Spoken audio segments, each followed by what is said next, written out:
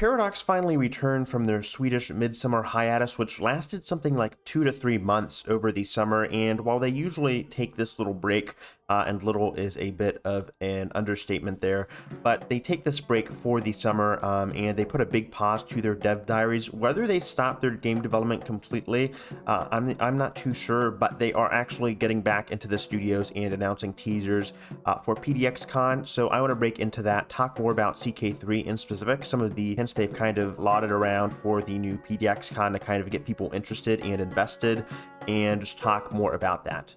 So first things first, the console version of CK3, as slow as it is finally getting its 6th update. They don't actually have specific names for these updates because they are kind of adapted off of the PC versions as far as I know. I'm not going to cover the console update, but just to let you guys know, if you're playing on the console, while they have not received their first DLC, they are getting some patches there to patch out some bugs and add some new features, so that is great to see.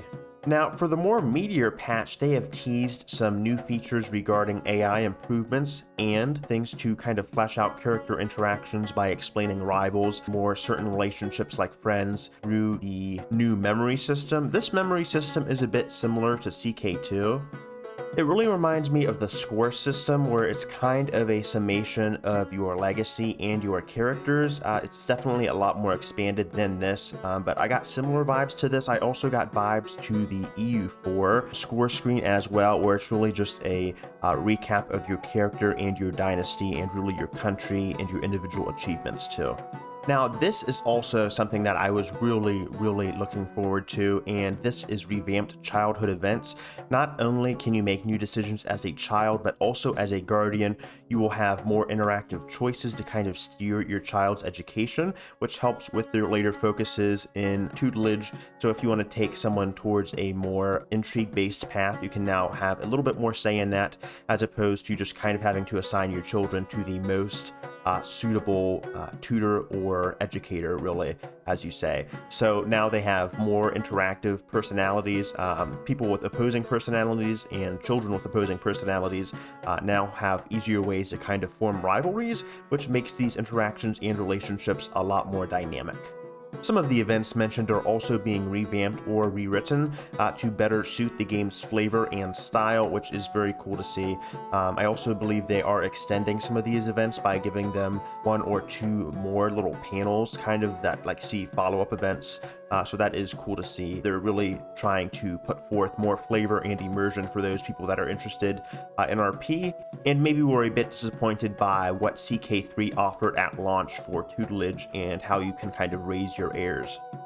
Now, I did want to mention this final image because the devs specifically say in this update and in this dev diary that not all of the images included are going to be with this specific update. They may be included in future patches and updates, and that is pretty cool because it seems that there is a new image for a bonfire, and I think this could possibly be teasing more of an expansion for lower characters, and by lower characters I mean people below the level of count, which is something that people really have been asking for. If they wanted to RP as a wandering adventurer or something like that. You can see Seville here is wandering, and maybe this is just a little bit of flavor. They did say they were adding more flavor pictures, but they could be adding something along the lines of mercenaries and playable mercenary characters, which would be very cool, along with adventurers. So would add a lot more of a dynamic to CK3 and really expand the Count to Emperor or Adventurer to Emperor, as it would be if they added this system. Some people are also speculating that with the relationship reworks, they may be teasing a Secret Society rework or DLC, which would be cool. Secret Societies add a ton of flavor to the game, and it's kind of disappointing that they weren't carried over from CK2. I really love the dynamics of secret religious societies, in particular in Islamic or Christian countries, or really any country that has a very dominant religion with very strict stipulations. Very cool to kind of undermine the dominant religion and form your own little heresy or cult.